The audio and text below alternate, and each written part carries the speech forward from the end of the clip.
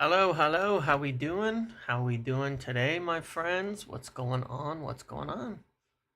What's happening? What's up? How do we feel now?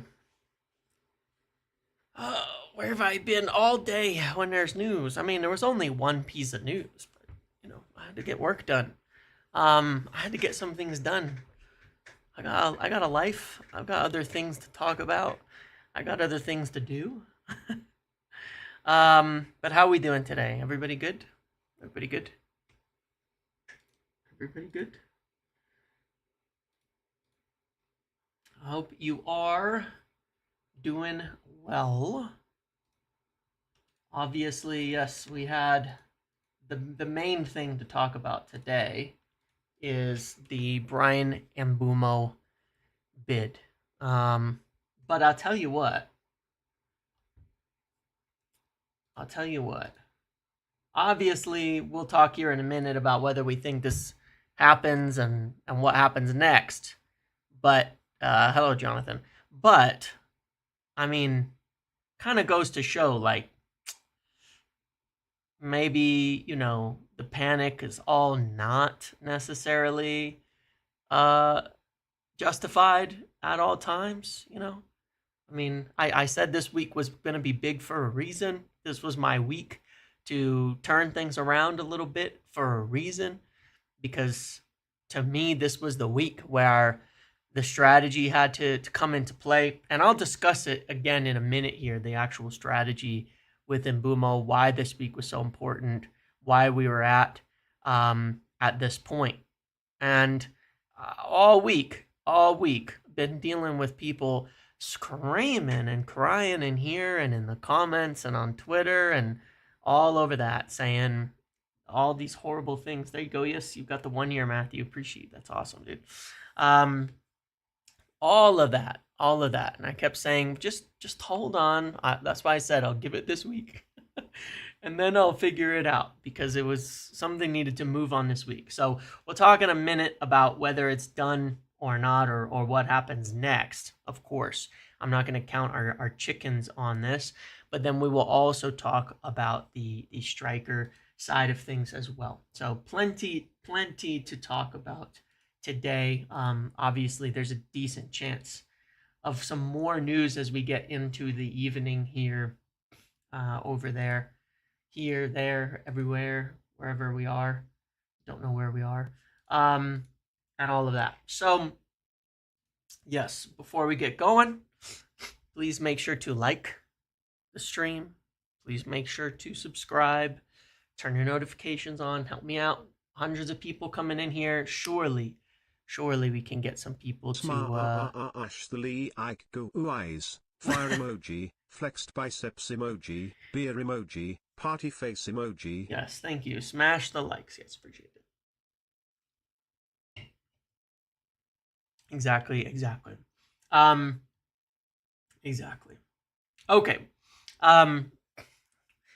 Let's talk about what obviously the news was today, and then we will talk about what comes next. Obviously, we'll talk fully about Mbuemo, the bid itself, the whether we think it's accepted, the strategy, all of that, and why.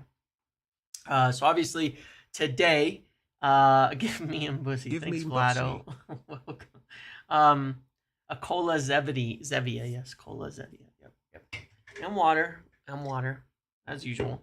But look, there is a few things. We'll talk about Martinez a little bit as well again, and all of that.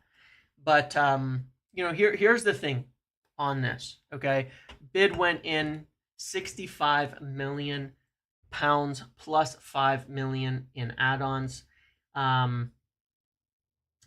and obviously our last actual bid was £55 million plus £7.5 million in add-ons.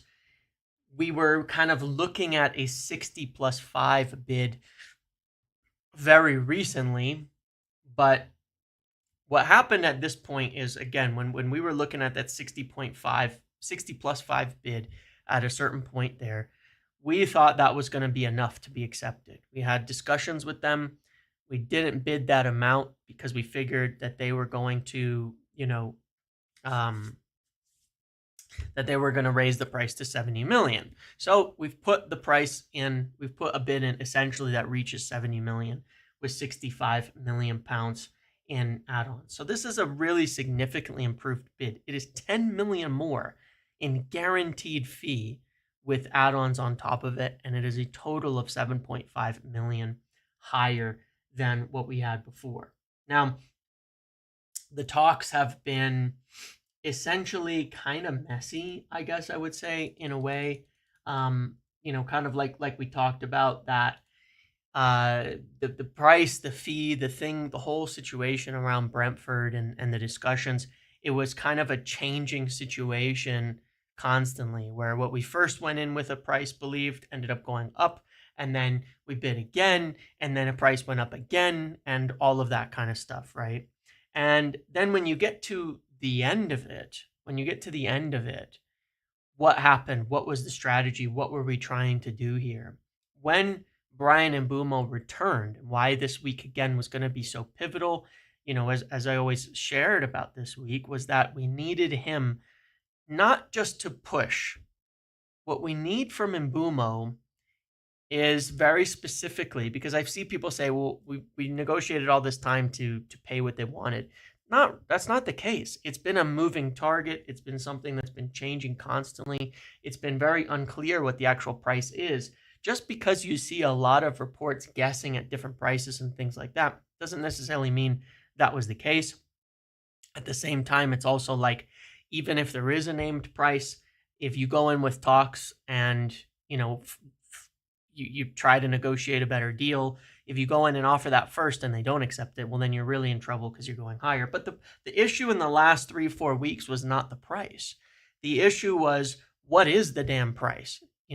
People can guess at it, but then it was like, oh, it's going to be higher. And because it kept moving up, the feeling was, that even if we bid what we think we can bid for it, it's going to keep going higher. It's going to keep going above that. From the side of United's conversations. And that was essentially where we're at. But yes, look, the thing is that after the last talks, that second bid, the price was 70. That's fine. That's okay. But the part that is not totally being understood here is that the price changed before that. The price changed prior to that. So if the price changed prior to that, there was a feeling that if they even went to 70, the price might change again. You understand? So yes, that info of the price being 70 million 3-4 weeks ago was correct. But correct for that time. That was essentially the whole concern. We go and we bid 70, and then it's going to go up again, potentially, right? So the strategy here and what is necessary and where players can help on this is to push through on that deal through the player, but also to get the player and their agent to hold them to a price that they've named, that they cannot keep playing this type of game. And that's what United have been hoping for this week on the Mbuemo side. And seemingly they feel confident on that front, that this will be, is a price that is within what they should accept, and that the player and all of that will push on this and hold them to that price to get this deal done, urgently. So since the bid, I believe they've had some contact, which wasn't them telling United that the bid's rejected. I believe that they're talking about it.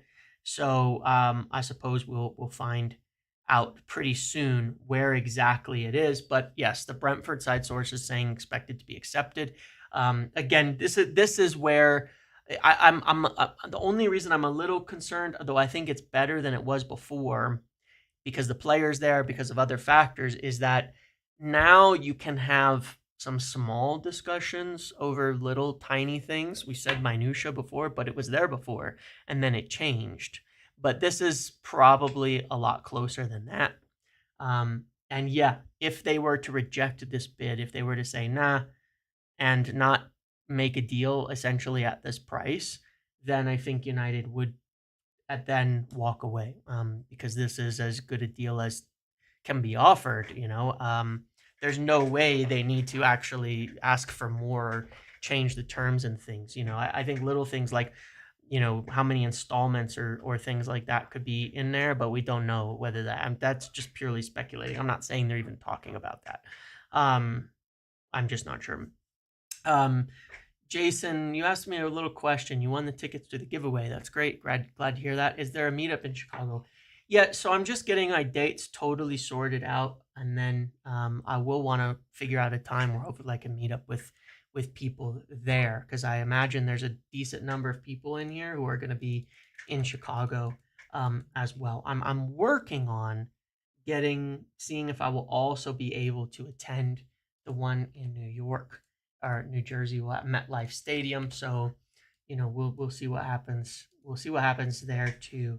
So I can meet some other people. That would be more like at the stadium, but in Chicago, I'll be there for multiple days, so there might be a possibility to do something a little bit different as well. So yeah, just looking at it, it looks good. This looks good right now. This looks good on Mbeumo. We've pushed as far as we can, and I think that even though the price is quite high, the obvious benefit here, the obvious positive on this is that, well, I guess the obvious positive on this is that, like we've been speaking about, I'm not sure who else we can get of requisite quality. But this is an extremely reasonable fee when you look at it, all things considered, and you compare these players, their accomplishments, their stats, their things like that. It's 10 million more than João Pedro. It's 10 million more than the than Ilanga or anything like that. So it's good on that front. 2 seconds here, just checking something. Just got like spammed with emails all of a sudden.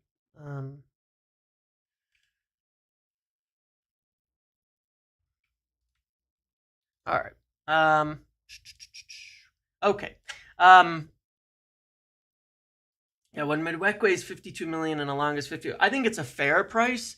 Maybe slightly high. It's slightly above Cunha's price, and I think Cunha's price is extremely fair. So, as far as comparing it to Cunha, I think it's a fair deal. Certainly for him to pay a little bit more. I don't think we should pay more than that. I think that would be over the line for me if we continue to go further. But I don't believe that we will. I think we've definitely kind of reached our limit here in terms of what we can pay for Mbuemo. But yeah, I think we're pretty confident on this now. I think we're pretty certain of something happening here. And that's why we did it, because we need to get this one done now with Mbuemo back, with the tour starting. Could you see a risk that the bid gets rejected? Eyes emoji. Well, I mean, it's a risk. Mike McGrath, yeah, he did say we're expecting a breakthrough this week, and I said that the whole reason I rated that info is because there was a logic to it, and the logic to it was from the player side, that the player coming back, have talks with Brentford, new bid goes in, he gets them and pushes them to accept it. That logical plan made sense to happen this week. I think McGrath knew that was going to happen this week. I think that that's totally fair. I think that that's, anyway, I think that was a logical and information-based piece when he wrote that, because he's been really good on this. And I said, with the plan that we are doing, it makes sense that something would need to happen this week for this to work, for this to happen. So it looks good. It all makes sense here. He probably knew that. And again, it's going to all come down to this. I mean, if they don't accept this bid, with Mbuemo pushing for it, with it being at a price that is more than fair as to what they've asked at this point in time, if they don't accept here, then you get a player who's extremely upset, who's bothered by all of this and everything. Um, so um, yeah, that's where I'm at on it. I think it'll be accepted. I think it'll be accepted. But and again, at the end of the day, this is why I said that Was was Newcastle looking at Wisakita speeding it? no, I could tell you why I think it happened this morning instead of earlier in the week, but people would just be extremely toxic about it, so I'm just gonna not do that. I'm gonna 100% not do that, okay? Because people don't have I think the capability of being objective and rational about it. It's like I said, um, you go and you get this player at this point in time now, and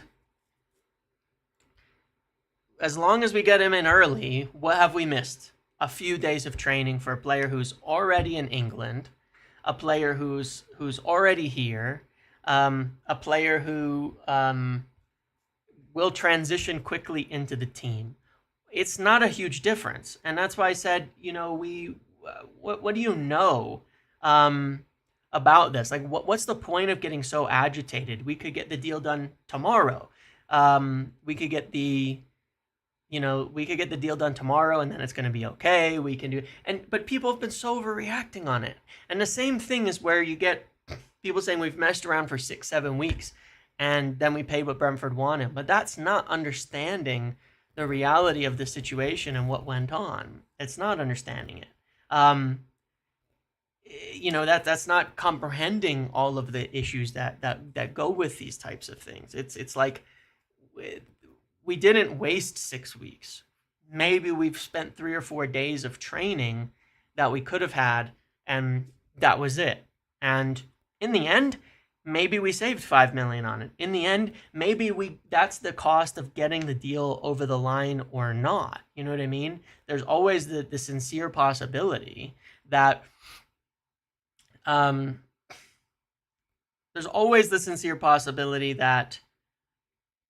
without him being here and pushing, we could have kept going up on the bid and it wouldn't have been accepted.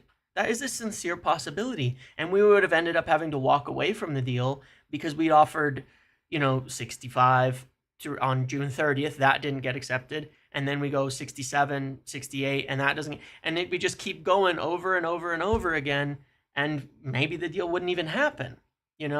We needed him to be back, firstly, as a part of all of this so that we could nail down a cost, that we can nail down a transfer, and so we could have them have him push on the deal. Otherwise, maybe it doesn't even happen. I don't know. Like I said, there's always the possibility that they didn't really want to sell to us. There is also always the possibility that is quite complicated, that the sale of the stake in Brentford, with Mbeumo being listed probably as their most expensive asset, which only got finalized on Tuesday of this week, was also something that was considered to be a difficulty in the negotiations of the transfer.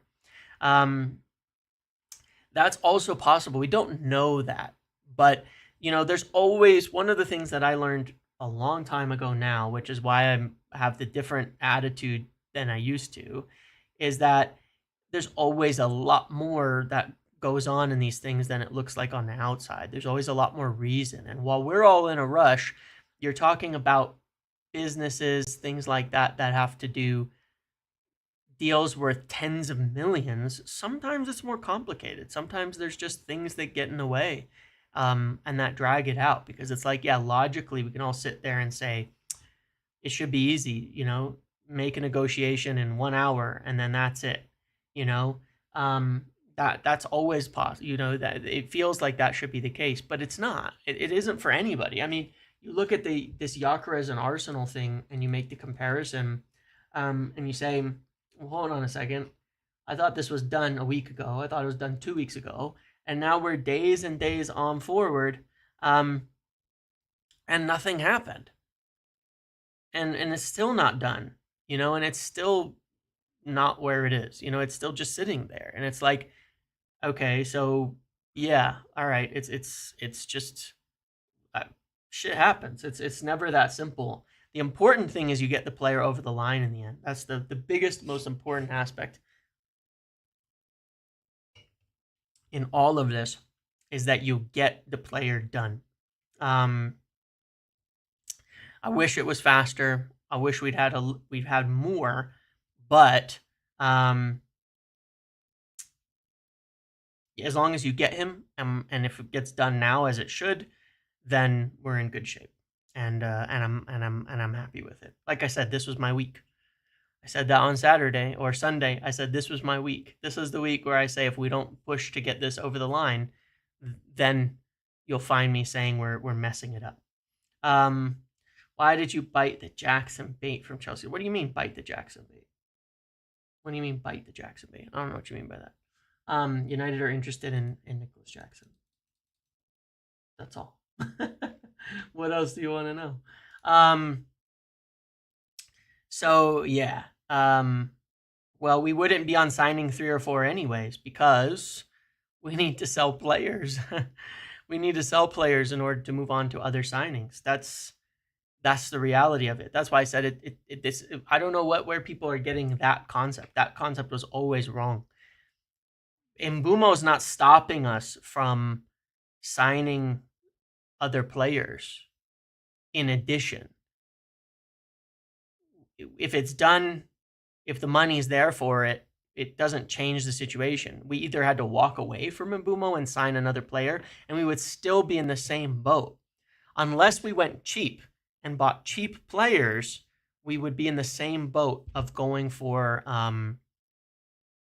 third and we would be going for smaller players. But if we were going for significant signings like a striker as a second signing, we would be able to buy a striker and we would still be waiting for we would still be waiting for for sales for the next striker for the next deal to come in.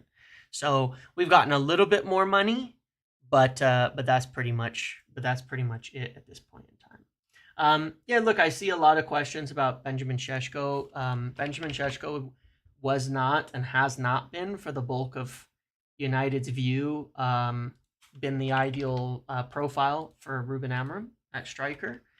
That's just what I know on that he's not necessarily viewed as the ideal fit, especially given the expense of him involved in that. You can see with like an Ekitike, who they've been interested in, but was also not the ideal fit, 80 million. Benjamin Šeško is going to be probably 80 million as well, not viewed as the ideal fit. Obviously, he's somebody United have watched and have followed for quite a long time, but he's not been the priority target at striker for this whole time. I'm not saying that United aren't interested in him. I'm sure he's on a list with other strikers. He has been for ages. And last summer, we actually were, I think it was last summer.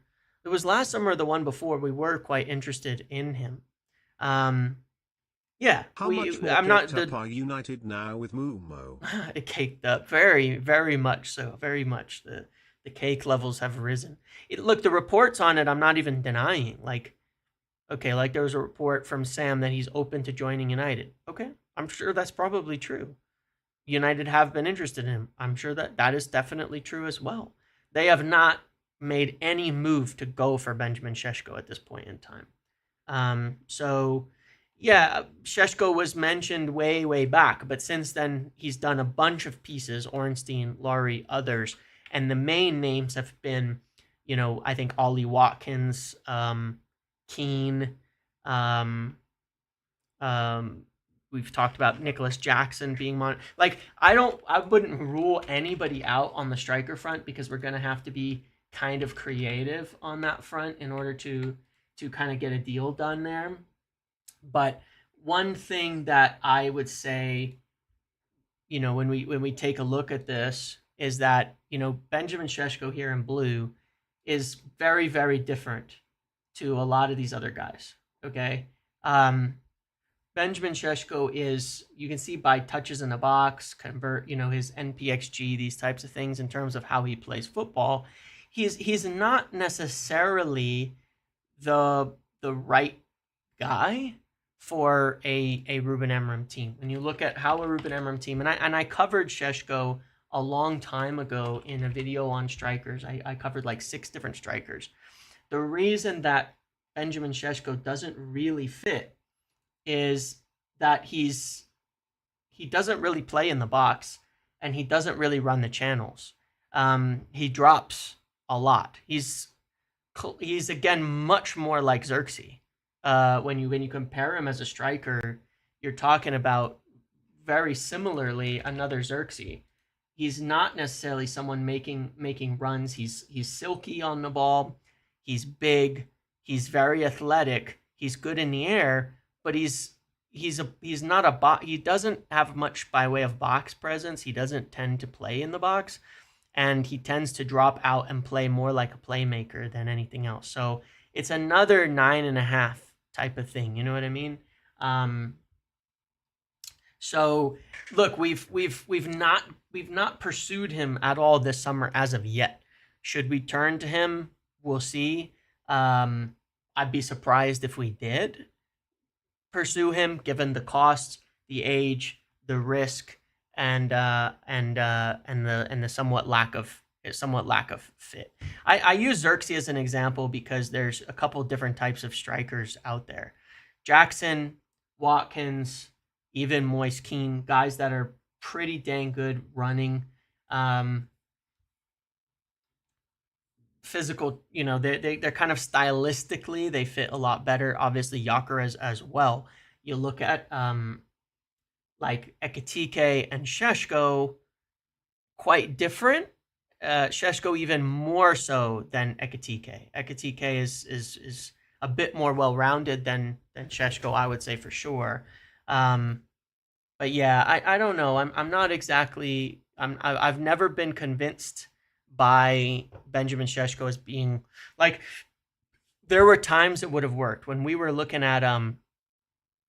There was a point where under Ten Hag we were looking at, can we run a Rashford Garnacho wing pairing with somewhat of more of a playmaker in the middle, and in that role, I think Benjamin Šeško would have been really nice. With two kind of wide players and in that front. But Benjamin Šeško is not a channel running striker at this point, like at all. He's the biggest trait that you would have. I don't know why it's not reading that out. Do you feel the reported price for Jackson is fair? If it's the 60 million, no, I think it's a bit inflated, but yeah. He's just different. He's just a very, very different striker. He's just a really, really different player. I use Xerxes as an easy comparison because I use like our own players as comparisons for people. Šeško drops out and around the box a lot. He doesn't score an enormous amount of goals. He's actually been, to a degree, in a bit of a decline overall. He vastly exceeded his XG the first season. The second season, it's normalized a little bit more. I don't know. I remained extremely unconvinced about Šeško because I've watched him. He is more athletic. He's bigger. He's faster. He's all of that. But that doesn't make him the right player at the moment. And when you say that he could become anything, well, how we've made that mistake dozens of times. We keep making that mistake and saying, well, we'll get a player and then we'll mold him into what we need him to be as a starting number 9 for Manchester United with all that pressure, with all of that, and then saying, hey, yeah, we'll just make them into the player. Like, let's not. This is where we keep screwing it up, especially at the number 9 position. I'm opposed to any young striker, frankly, at the number 9 position who's inexperienced. I want somebody who's been doing it, succeeding, and all of that, and actually already fits what we want. Who already fits what we want. That to me is more important. Let's get the people, the players who already are doing what we need for this, especially in these attacking roles. I don't think we can take more projects. Imagine you go spend 80 million on Šeško and then it doesn't work out, because there's a big risk for him. then you've got an expensive Sheshko, you've got an expensive Hoyland, you still have no striker. And that's been essentially the major concern with Sheshko. Um,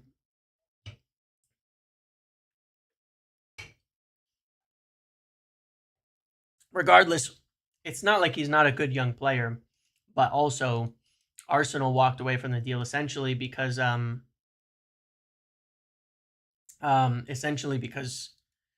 was I saying? Yeah, because the price was too high and the deal was too difficult, and yeah, the idea that United could get in that, it seems extremely unlikely. It is more likely that we can move for somebody in the Premier League and involve Alejandro Garnacho, as we said, with Aston Villa reported as well by Paul Hurst today, I believe, that Aston Villa are interested in Alejandro Garnacho too. So there's been more and more noise kind of picking up on Garnacho to Villa or Garnacho to Chelsea, and that might, that's kind of heating up, I suppose, in that respect, that one of those options may work for him, and I think that something like that would work and potentially, involve a player. So that's much more likely route for me that happens at this point in time. And I think that that's better too. I mean, like I said, I'd rather get somebody who's played in the Premier League, who knows the league, and who can kick on really quickly. So if we get Mbeumo over the line, if you can get a striker who's, already experienced in the league, already moving, already flying to a degree, then United, the limit where they can get to this year is raised dramatically as to where we can be. So yeah, I'm pretty intrigued by a striker on this. We definitely need that, a more proven one. But look, I haven't seen Sheshko named in months when we've been kind of narrowing down these targets. And for me, I look at it and I think, here's a player who's not getting his move to Arsenal. I think a lot of it's coming from his side, at this point in time. He didn't get his move to Arsenal. Looks like Arsenal are getting it to are moving to Gyökeres. He was probably hoping for that kind of deal. It not happening.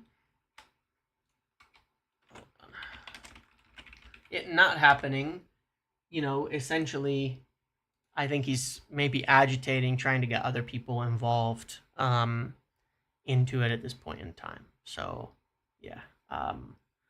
Look, if it was Vavel, we would have been targeting him earlier. But you're talking about, again, a 70 million potential pound player. Like, you're talking about a really, really expensive player. We don't need Vavel to know, like...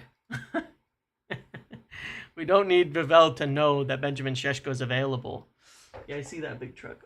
We don't need that. Like, that's not gonna be like, it's funny because when the Ekatike thing came up, people were like, Vavel, we're getting Ekatike, and I was like, no, we're not.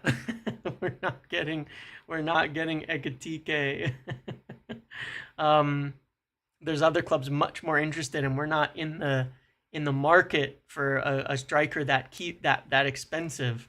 And now people are going Vavel. It's like it's stop. Like that's not how this works. That's not how this works at all.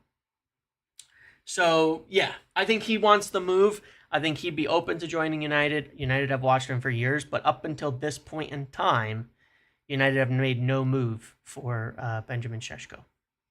They haven't. Maybe they will, but as of now, they haven't, and they've been prioritizing other strikers in the market there. Emi Martinez, I said the other day that I have not seen anything or heard anything on my side to suggest there's actually anything in that still. being pushed mostly by the agent at this point, pushing, hoping United come in for him. And the biggest thing to note here is that we are not going to we're not going to sign. Garner plus Watkins swap on after Hurst article Yeah, today. maybe, right? Halftime. Yeah, maybe. That's the best possible situation. We're not going to sign Nemi Martinez with Onana here. And Onana's very unlikely to be going anywhere. So it's much more likely we get some kind of cheaper striker. Or goalkeeper, I should say, in that respect. But we're not going to be signing Emi Martinez with Onana here, and the likelihood of Onana leaving is virtually zero. It's virtually zilch at this point in time. That is an interesting problem you have with Aston Villa with Garnacho. So long as Chelsea are on the table, Garnacho probably waits for them. However, it has to be said, he was wearing the Marcus Rashford Villa kit, so a wee bit of flirtatious vibes there. Maybe he would accept it. Maybe he saw how it went for, I don't know. I'm just saying it's possible. If he were smart, he would be interested in the Villa move, because the Chelsea one. You sign for Chelsea, you get discarded in a year. You sign for Chelsea, there's going to be 63 other forwards that you had to compete with in order to play. You sign for Villa, you're going to play football. And you're going to play European football, even if it's not Champions League. You're going to play. And, and that's what you're going to do. So, yeah, it's going to be... We'll see what choice he makes here. We'll see what choice he makes here. Villa is a better option, I believe, certainly, to play football and make sure you get your chance. And, but that the balance of, well, they've got Champions League, you know what I mean? That's the difference as well. But it's hard to know with Garnacho. I mean, as we've seen before, Fabrizio repeating the other day that he is still, of course, turning down inquiries from other countries to stay in England as well. I know. I said if he was smart, I know what I said. I know what I said. No, I mean, the fact of the matter is, on that question on keepers, yeah, Vitek, as we were kind of speaking the other day, seems like he's not going to be one viewed as, somebody who gets much of a chance, or maybe that he's not ready. There's been a few reports on this. There's interest from Vitek in England as well as from outside of England in buying him. There's a lower league club that made an inquiry for him as well. It seems like perhaps we could sell him. I mean, if Bayindir is playing on Saturday, then it seems unlikely that Vitek is going to be getting a chance.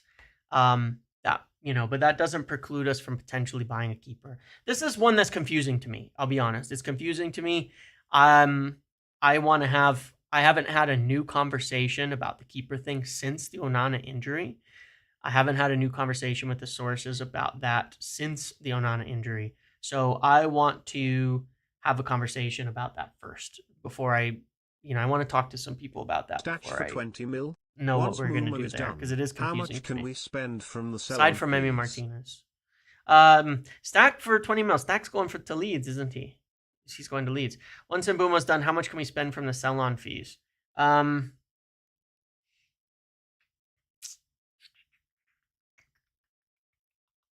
mean, it depends, honestly. I think it depends. Yeah, maybe there are loans for VTech, but there's a couple of clubs that have inquired on him. I don't know what kind of deals they are yet. Besides Sturmgras, there's others too. How much can we spend?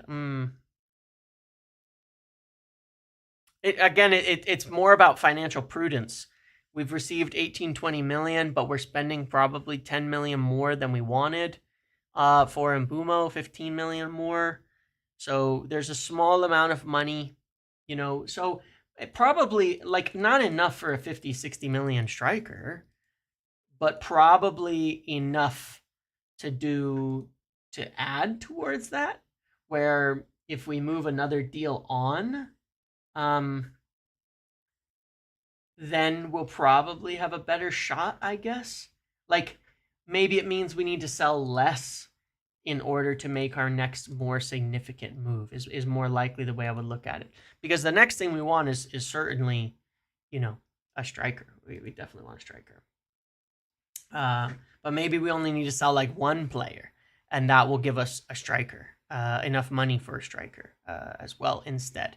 But the Garnacho thing is still seems more likely as something that unlocks the striker thing in England and makes for a deal that could work there. Um, but yeah, I mean, maybe with the center back or midfielder thing, maybe we can use the money to get some kind of young player in one of those positions. Because I don't think we'll spend big in either of those positions this summer.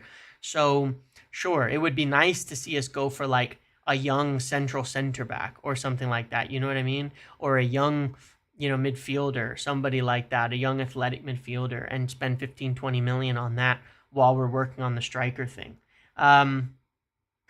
So something like that would be nice, that we could do with that money.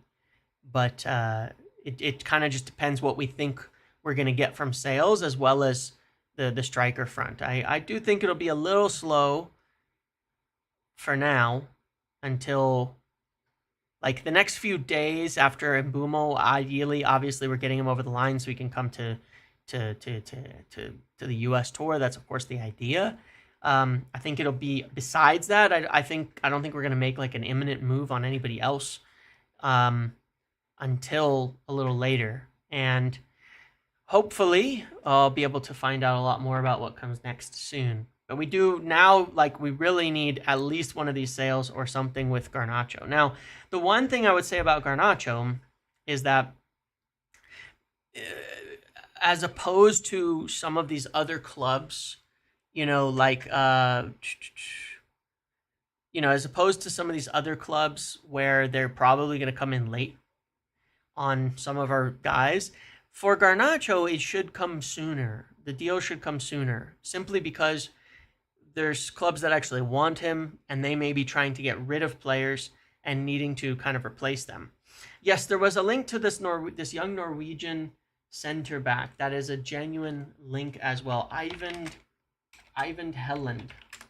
Ivan Helland. He is 20 years old. He's very big. United scouted him recently. And that is a genuine link. Yeah. He's how big is he? How tall is he? I don't know. I mean, obviously he's young, but that is definitely the type of you don't pronounce the D's. Ivan Helen. Okay. So, that's obviously a big young center back would be ideal for this situation where we get somebody else, who could come in.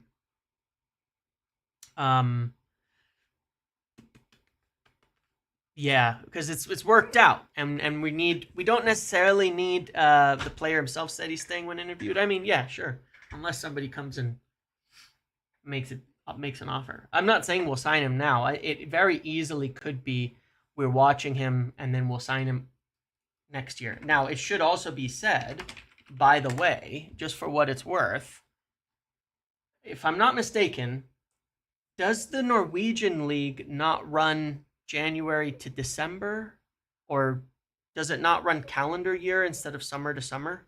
Correct me if I'm wrong. The Norwegian league is, because we did that game against a Norwegian team last year, and they were mid-season. So potentially that could be more of a January signing, where we're looking at it now to keep watching it, and then we come back to it in January. I know Nippon has moved now, but it's if he's staying now where he is, it could well be that we make a move for him in January. If we're interested, we were looking at that at times when we've looked into those leagues in the past, that they might be January signings were we to do something, you know, as well. So that one I would keep an eye on, but yeah, it very much potentially that could be something for January, not for the summer. And yeah, and something just to keep an eye on there. So it's an interesting one. That's what we're watching. I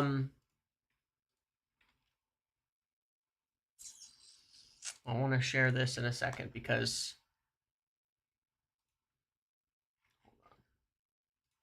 just want to share something interesting.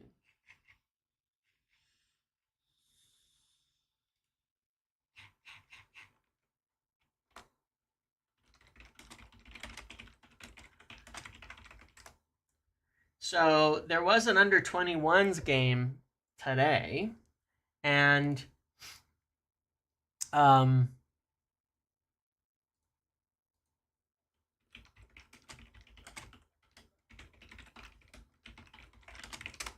this was an interesting part of it, is that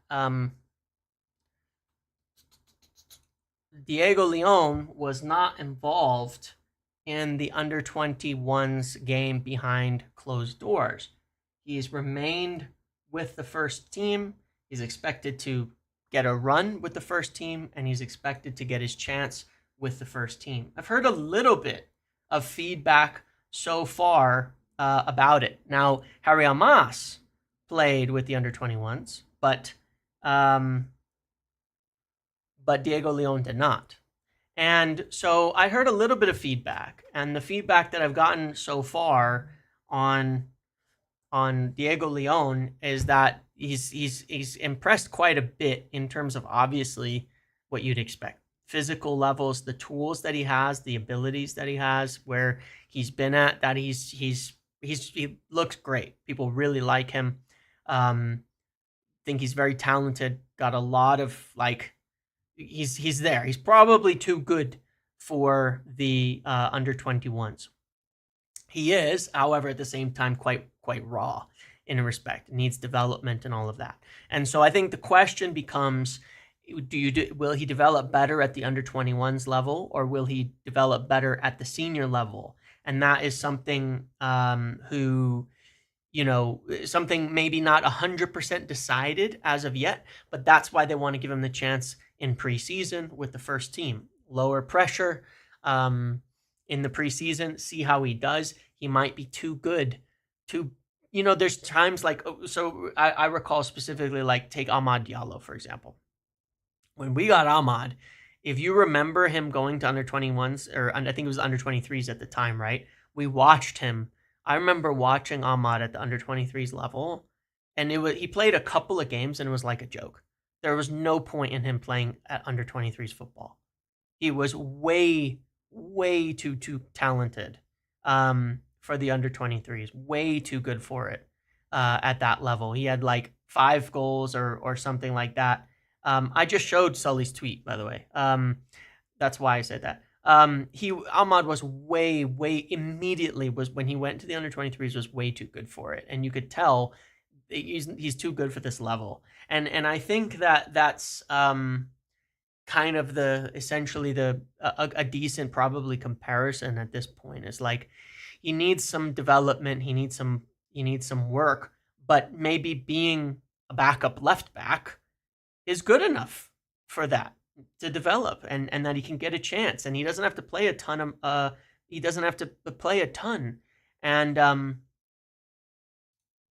and everything.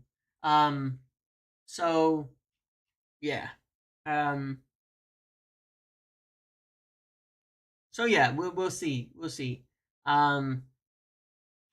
There, but I think that it's encouraging anyway, in that case. It's encouraging.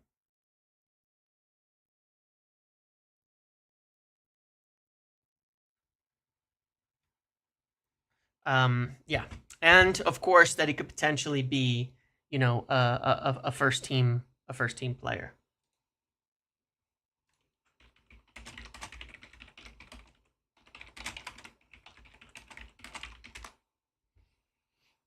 So I like it. So that would be a nice signing. If it turns out that he is ready for the first team now, I think that's a good thing. So I've heard good things. Sounds like he's impressing enough to stay with the first team and get to prove whether he can get that spot, and we'll get a chance to prove it over summer. So that's was his intention when he joined, in those interviews and things that he said was, he wanted to, smash it and get the job, not go on loan, actually play. Um, so yeah, I'm encouraged by those types of things.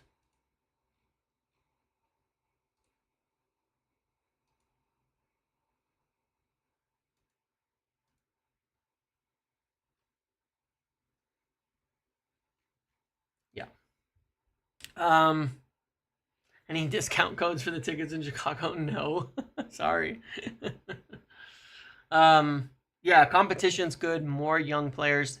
These are the ones where I look at it and say, um, hopefully in the long term, this helps. This gives us the depth that we need, gives us the success in the team, gives us the options that we've needed, to go for. James 50 gives you 50% off. I don't know about that one.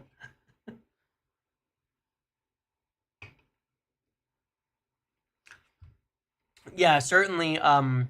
Being able to play as inverted is cool. How's your deal as media to Man United tour? You mean like what's happening? It should be fine. From everything I've heard, it should be all good. I should be there, and I mean I'm there. I've got my planes booked. I've got travels booked and all of that, and yeah, I should be all fine.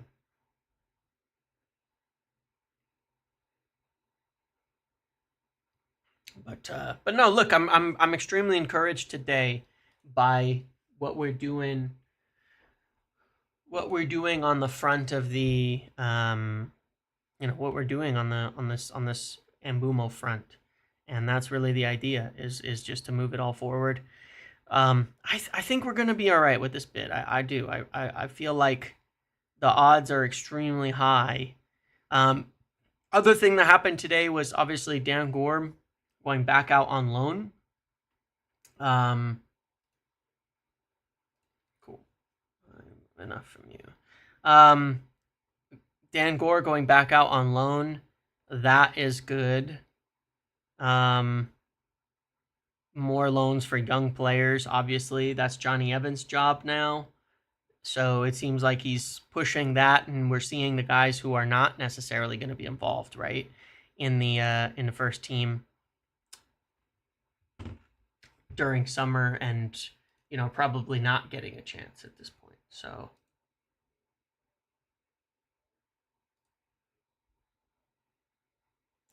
Kone, we don't know, right? Because we've heard talk of him going on loan, but nothing's been finalized. And at the same time, Enzo Canabiak has already gone out on loan to Lawson. So surely, if we were going to loan Kone out to Lawson, it might be it should be done already. I've wondered about that one a little bit, like, or are we going to wait and see how he does through the summer before we make that decision? Maybe there's a chance he could be, good enough to be around the first team, get some involvement as well.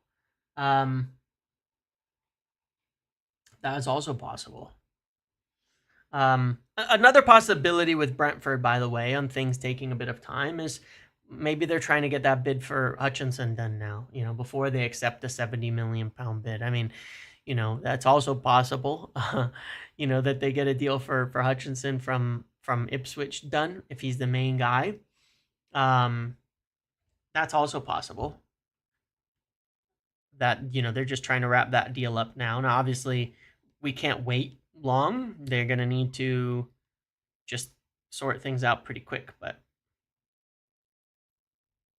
yeah.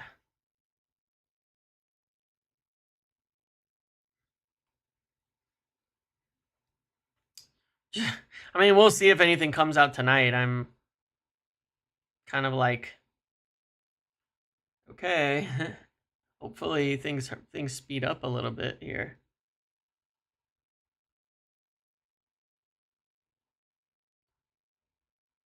One sec, sorry.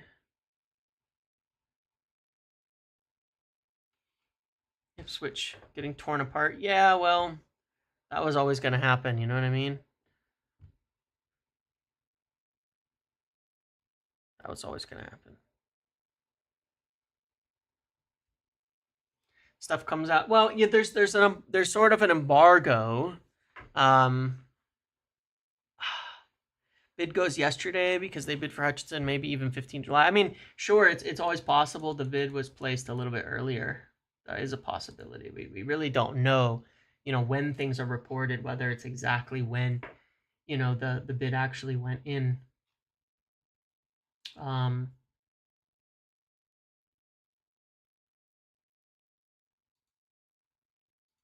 Yeah, that's definitely also possible. Welcome, Leaf. Thank you.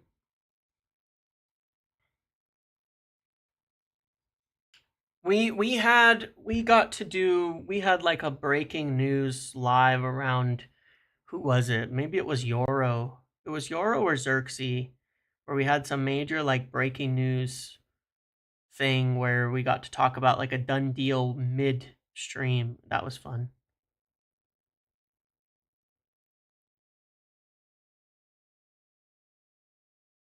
So yeah, there's been a few occasions we've had some big stuff. When a bid goes in, how fast is it? Info spread at journals? Not yeah, I think it was Yoro was last year. Not sometimes quick, sometimes slow. I mean, it kind of depends. This stuff isn't like particularly an exact science, like sometimes there's like briefings and somebody puts it out to all the journalists, sometimes they don't.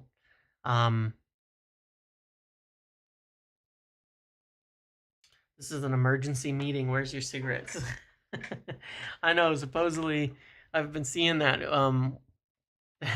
Lee Gunner's emergency meetings. Those are fun. 12 hours straight. Should I be doing those?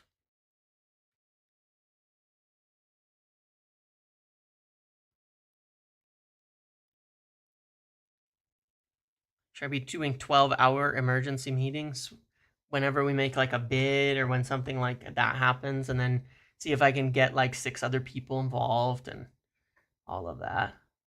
Yeah. That would be fun.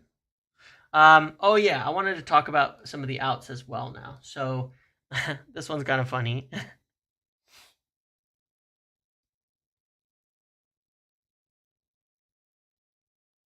A subathon, yeah, 24 hours. Maybe, like I said, at the end of the window, maybe we'll do a 24-hour or 12-hour or some shit like that. I don't know. Even though we probably won't be signing anybody.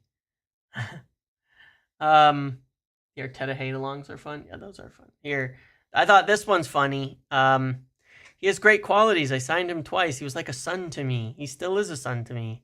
We're not interested in him at the moment, but we'll see what happens in the future. All the, I mean, everything that's happened is pretty hilarious. Like, I it's like, it cracks me up. This is what it's always been. He was always like, he personally favoritismed him over plenty of other players, but then he paid 80 million from here, but now he doesn't want to buy his son at Leverkusen. The hell, man? What happened now? Why don't you want him anymore? Why you don't want me, man? Why you don't want me, man? Why you don't want me, man? What the hell, man? This is why Ahmad nearly left. Like, there's a whole bunch of man, the shit that went on. But like 80 million, 90 million we paid for him, and now he doesn't want him when he goes to a different club. Like, what's going on here? We're getting screwed over. But yeah, we're still waiting, and that's why we're still waiting on Como. That is why we are still, unfortunately, waiting at Como. Como. I say Como. I meant Betis. I had Como on the mind because that was the other club that he turned down. I meant Betis. So we're waiting for Betis. Yeah, Como's the other one he turned down. So he turned down Como. Leverkusen doesn't want him, and now, yeah, yeah, because his agency is involved. I mean, that is a funny part about this whole thing. Like, his agency apparently helped to broker the deal the last time, and then they had a fight over it and some dispute, and now he doesn't want to sign him. Is that still is that why? Is it the agent problem? It's like,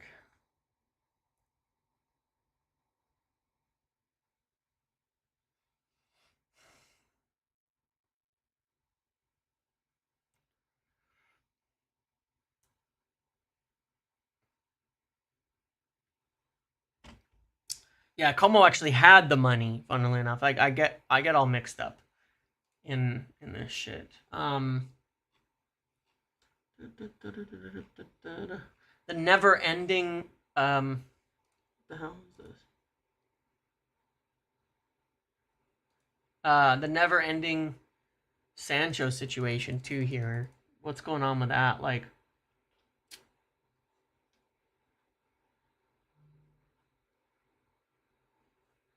it's crazy.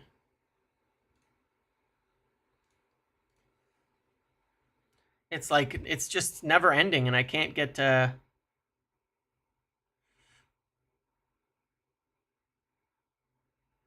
1 second.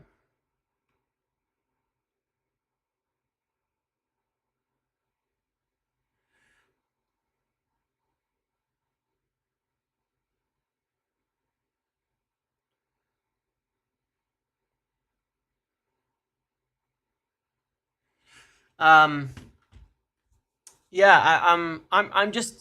It's so weird because you get all this stuff from Italy, like it's going, it's happening, and then it's really hard to confirm that on the Sancho stuff. It's Are you really hard to worried confirm about that. Mbuemo's XG's overperformance? No, because I really like Mbuemo as a footballer in general. Um, Mbuemo as a footballer is just incredible. What he offers, what he brings to the table, profile wise, what he does in terms of everything else is great. And I don't think that, like, I'm not expecting him to do 20 goals. You know what I mean? Um, if that's not what I expect from him. Um, he's improved every single year. He is one of the most creative players in the league as well. His chance creation is always tops. All his numbers are going up, up, up, and getting stronger and stronger. So all around, he's going to be a huge improvement to the way that we play football. Um, yep. Um,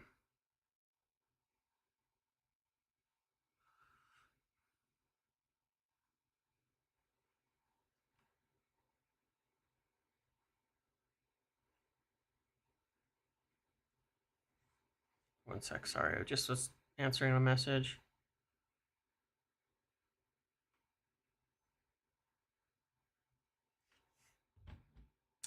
DeMarzio tweet, did he say something new? Like, if it's not literally like Sancho agreed and it's some other nonsense, then it's nothing. But no, I'm not really concerned about either Cunha or AC Milan interested in Rasmus Højlund.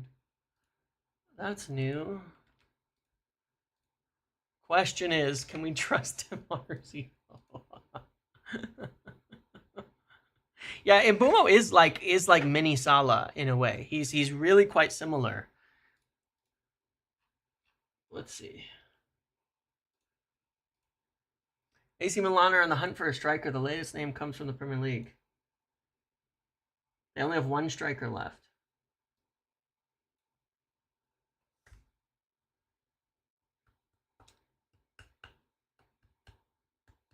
Hmm.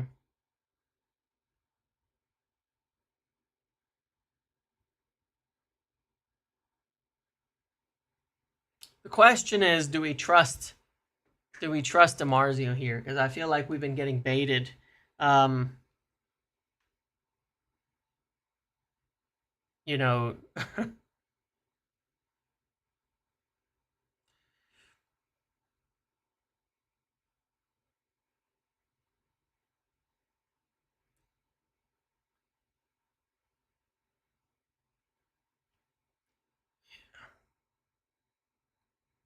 1 second.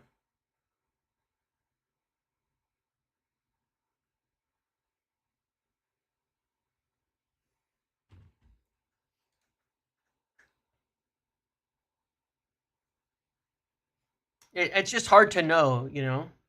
It's hard to know. Yeah, I saw Craig Norwood appeared again after years of silence. We would have to. There's no way anything but a loan would come for AC Milan, right? Like, there's absolutely no chance that we could do anything but a loan.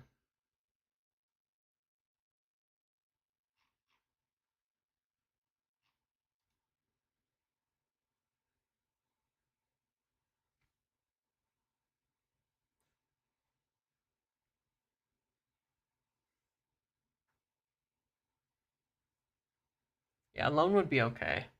I mean, a loan, if we can sell other things, if we can get money, it can just raise value and build him up a little bit. So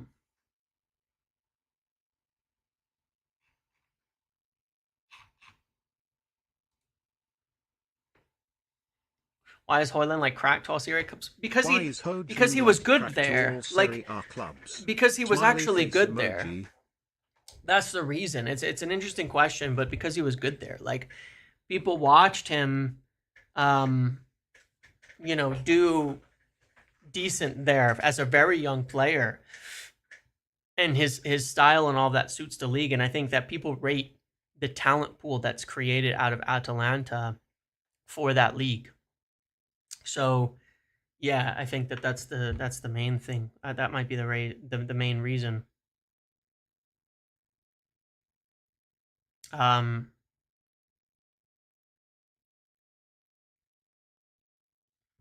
so it seems like it, but it's probably very, very early doors.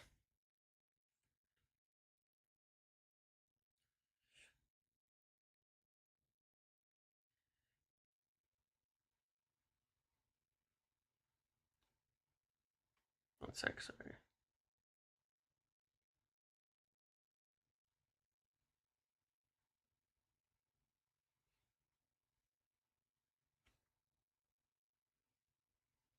Um, yeah, he scored well there in his first season, so that would be the answer to that. Man.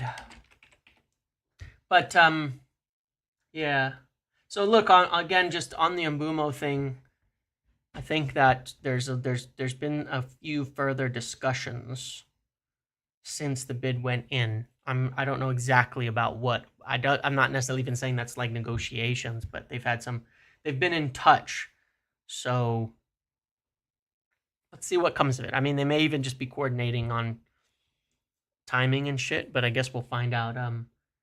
I start to worry a little if, like, we don't see him this accepted tonight or tomorrow, because the intention is to get him in a medical this weekend so that he can be on the plane on Tuesday. That's the idea. That's the goal. That's the intention. That's what we're trying to do. Is get him in for a medical this weekend.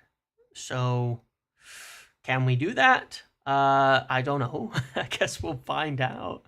But yeah, if it, tomorrow's Friday, we need it to be accepted like tonight or tomorrow morning, latest, to try to get this done so that he can travel up to Manchester. Obviously, that's easy, and immediately, and get his medical done. So that he can get through. But I think it will. I'm we put a big serious bid in. He is helping us out. That's always been the idea. He's been talking about it, pushing on it. We've needed his help on this, so it's got to, at this point, it's got to happen.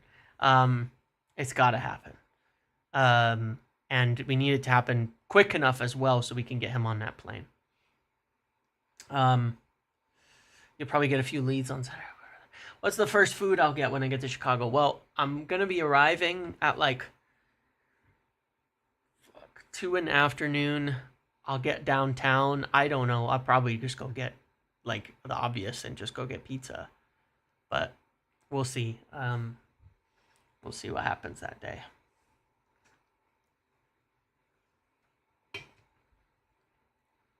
I'm gonna be staying in the I'm gonna be staying fairly close to. No, wait, where am I staying? I'm staying by the on Michigan Avenue off of the Magnificent Mile, so that there's lots of stuff to walk around and do because there's gonna be a few days, um, where like there's other shit to do. So I'm gonna be staying off Michigan Avenue over there. I was kind of surprised by the prices of hotels. Like they're very high anyway, and I don't stay in crappy places actually. I've got decent standards for myself. Um, but I was able to get a really really good deal on a quite a nice hotel right off Michigan Avenue in the by the Magnificent Mile, and it might be right near where United are staying. So we'll see. Um, I think it's just gonna be me. I was gonna have my family come with as well, but then Portillo's bro, come on. well, I know that's the obvious. But I was gonna be bringing a family, but we ended up potentially doing a longer trip, and than we were thinking about before. And as well, I might fly into Chicago on Thursday, do some things on Friday, fly to New York on Saturday to go to that game, fly back on Sunday, and then do the rest of the stuff in Chicago. And that's too much to bring the family along with. So, and to be gone for a while. So we'll see. But I've got it mostly organized. I just haven't decided on the New York part of it yet. I haven't figured that out yet.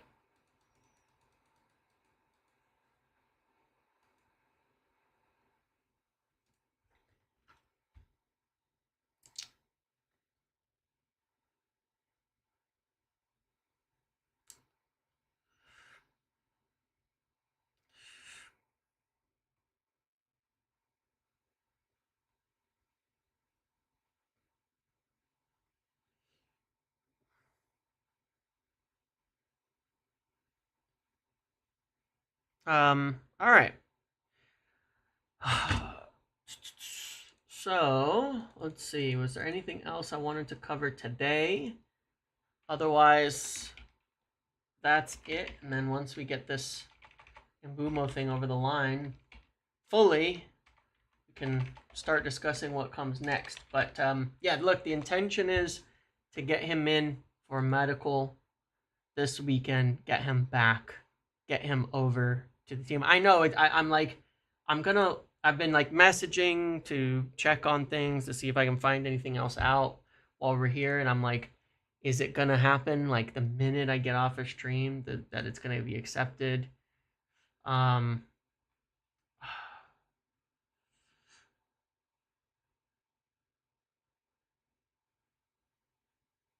it'll probably be in the middle of the night, I my really have time, a to be good quite feel honest. ABT Sesko in a long time. You really have a good feeling about Sheshko in a long time? I mean, that's great. That's great. Um, thanks, Rasmus. Yeah. No, but it'll probably come in the middle of the night. I usually happens at like 3, 4 in the morning, my time, which is like in the morning, um, in the early hours. We almost always something happens when we're at this stage.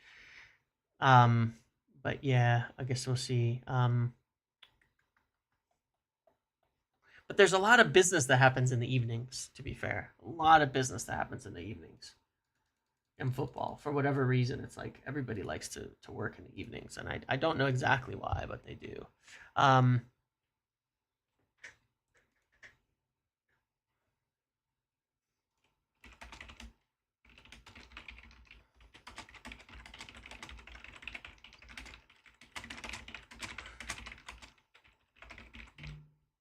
yeah.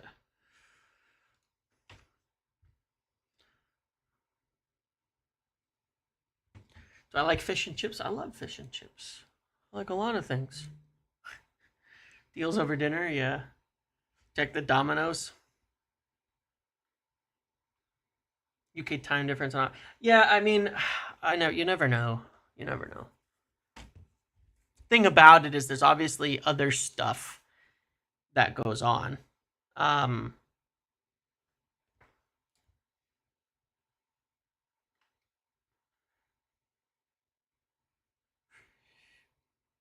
one sec.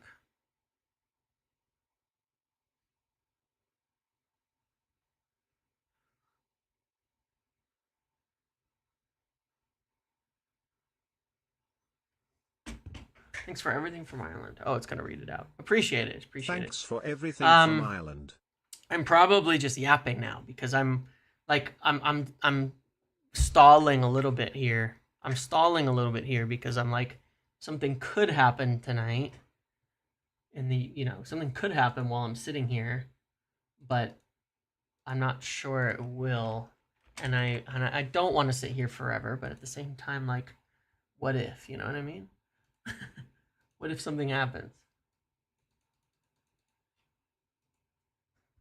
It seems unlikely, but yeah, yeah. I am having some conversations and thing as well, so you never know. Like, you might get something to talk about at that point in time.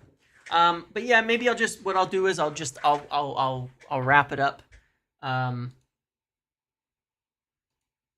I'll wrap it up, and then get whatever work and things I need in case I go home and it goes, then I can go live, but otherwise probably in the morning. Okay. All right, guys. Thanks for hanging out today. Let's end it here. And I will see you all later. Okay. Have a good one, everyone. Enjoy the rest of your day. Enjoy your evening, and let's hope in the morning we get the bombas. Because tomorrow is supposed to be a couple of things. I'm going to be doing a news wrap up. I'm going to be recording with the United View guys for another podcast as a member of the new Trinity, I guess. And then I will also be doing a live later in the afternoon for more news, as well as we're going to talk about the team for our first preseason game on Saturday. We're so close to United actually playing football again. It would be really nice we go into that game knowing Mbeumo is on the way.